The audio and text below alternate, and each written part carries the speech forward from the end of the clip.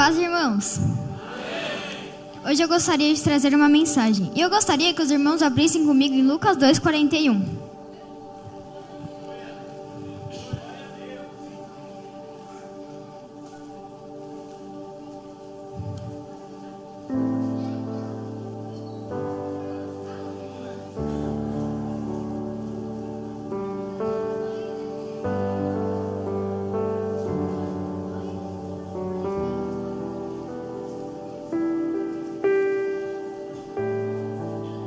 Todos encontraram?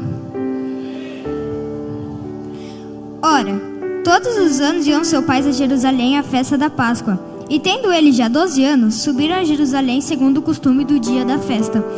E regressando ele terminado aqueles dias, ficou o menino Jesus em Jerusalém, e não souberam seus pais. Pensando, porém, eles que viria de companhia, pelo caminho andaram um caminho de um dia, e procuraram-no entre os parentes e conhecidos. E como não encontrassem, voltaram em Jerusalém em busca dele. E aconteceu que, passado 3 dias, o acharam no templo, assentado no meio dos doutores, ouvindo-os e interrogando-os. E todos os que ouviam admiravam sua inteligência e respostas. E quando o viram, maravilharam-se. E disse-lhe sua mãe: Filho, por que fizeste assim para conosco? Eis que teu pai e eu ansiosos te procurávamos. E ele lhes disse: Por que é que me procuráveis? Não sabeis que me convém tratar dos negócios de meu pai? E eles não compreenderam as palavras que lhe dizia. E desceu com eles, e foi para Nazaré, e era-lhe sujeito. E sua mãe guardava no coração todas essas coisas. E crescia Jesus em sabedoria, e em estatura, e em graça para com Deus e os homens. Então, irmãos, são poucas as passagens que falam sobre a infância de Jesus. E a mais conhecida de todas é a do seu nascimento. Sabemos que ele nasceu em uma manjedoura e que alguns pastores próximos dali foram avisados por um anjo que na cidade de Davi nasceu o Salvador, que é Cristo o Senhor. E admirados foram até lá e encontraram Maria e José e o menino Jesus deitado em uma manjedoura. E os pastores glorificaram e louvaram a Deus por tudo que tinham visto e ouvido. E outra passagem é dos magos que foram a Jerusalém e perguntaram sobre o nascimento do rei dos judeus. E o rei Herodes, ouvindo isso, ficou muito bravo. Informado que o Cristo nasceria em Belém, Herodes disse para os magos: Podem ir até Belém adorar a Jesus, e depois vocês me avisam onde ele está para eu também poder adorá-lo. Mas Herodes estava mentindo, pois na verdade queria matar Jesus. Quando os magos chegaram na casa, encontraram Jesus com Maria, sua mãe. E prostrando-se, o adoraram, e deram presentes a ele, ouro, incenso e mirra. E quando os magos foram embora, eles iam avisar Herodes sobre onde Jesus estava, mas foi revelado aos magos em sonho para não contarem para Herodes. Então, foram para sua casa por outro caminho. E José foi avisado em sonho para voltar, para fugir para o Egito por causa de Herodes. E quando Herodes morreu, José foi avisado novamente em sonho para voltar para Belém. E ele foi morar em uma cidade chamada Nazaré.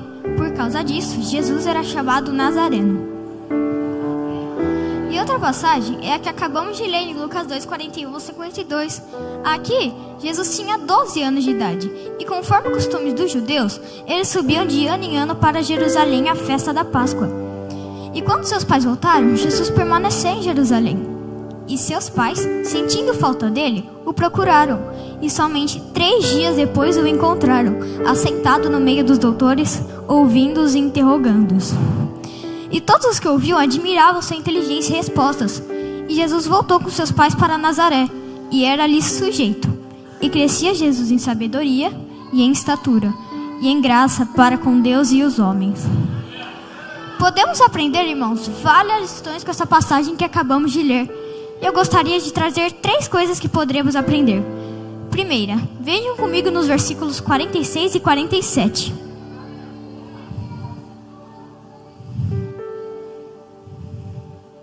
Todos encontraram? E aconteceu que, passado 3 dias, o acharam no templo, assentado no meio dos doutores, ouvindo-os e interrogando-os. E todos os que ouviam admiravam sua inteligência e respostas. Até aí. Irmãos, muitas pessoas admiram Jesus, acham bonitos seus ensinamentos. Mas acontece que não adianta admirarmos Jesus. Temos que ouvir os seus ensinamentos e reconhecer quem Ele é. E quem é Jesus? A Bíblia vai dizer que Jesus é o pão da vida, a luz do mundo, o único pastor, a videira verdadeira, a ressurreição e a vida, o caminho, a verdade e a vida. Foi Ele que morreu na cruz pelos nossos pecados, mas está vivo para sempre. Nós precisamos entender, irmãos, ou Jesus é tudo para nós, ou estamos perdidos. Pedro disse: para onde iremos nós, se só Jesus tem palavras de vida eterna? Então, irmãos, para onde a gente vai, sendo que Jesus é o nosso único caminho? Nós temos que reconhecer quem Ele é. Amém? E outro ensinamento está no versículo 51. Vejam comigo.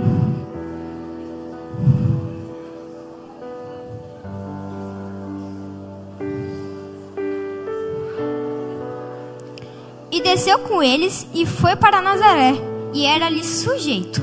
Até aí. E essa palavra, era-lhe sujeito, quer dizer que Jesus era obediente a seus pais. Então, irmãos, precisamos obedecer a nossos pais. Não adianta dizer que amamos Jesus se não obedecemos a nossos pais. Jesus era senhor de José e de Maria, mas como homem, ele obedecia a seus pais. E isso serve de exemplo para nós.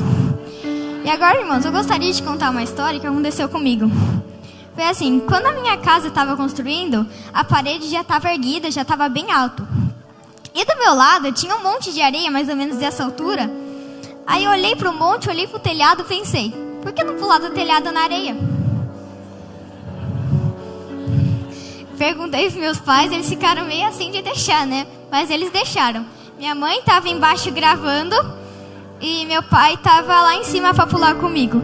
Realmente, quer dizer, para ele ver eu pular, né? Porque acho que não tinha coragem, não. Na hora que eu olhei para baixo, eu não sabia o que eu estava fazendo mais. Porque era mais ou menos 4 metros de altura até o chão. Aí eu tomei coragem, contei até 3 e pulei. Na hora que eu pulei, graças a Deus, quando eu cheguei lá embaixo não aconteceu nada.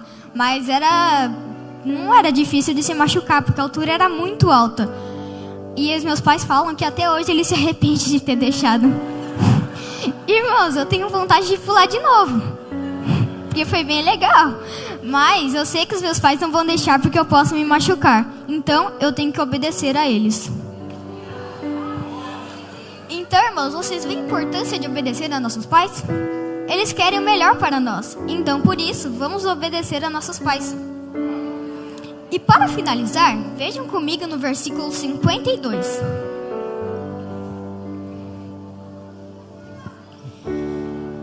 E crescia Jesus em sabedoria e em estatura e em graça para com Deus e os homens. Então, irmãos, para crescermos em estatura, precisamos nos alimentar bem e dormir bem. Mas para crescermos em sabedoria, precisamos nos alimentar da palavra de Deus. Ela é a fonte de sabedoria, lâmpada para os nossos pés e luz para o nosso caminho. O salmista disse: escondi a tua palavra em meu coração, para não pecar contra ti. Então, irmãos, essa palavra precisa estar em nosso coração, lendo ela todos os dias e praticando. Crescemos em sabedoria através da palavra de Deus, mas crescemos em graça através da oração. Pedro disse: cresçam na graça e no conhecimento de nosso Senhor e Salvador Jesus Cristo. Então, irmãos, precisamos orar e ler a palavra de Deus para crescermos em graça e em sabedoria. Amém? Agradeço a oportunidade em nome de Jesus.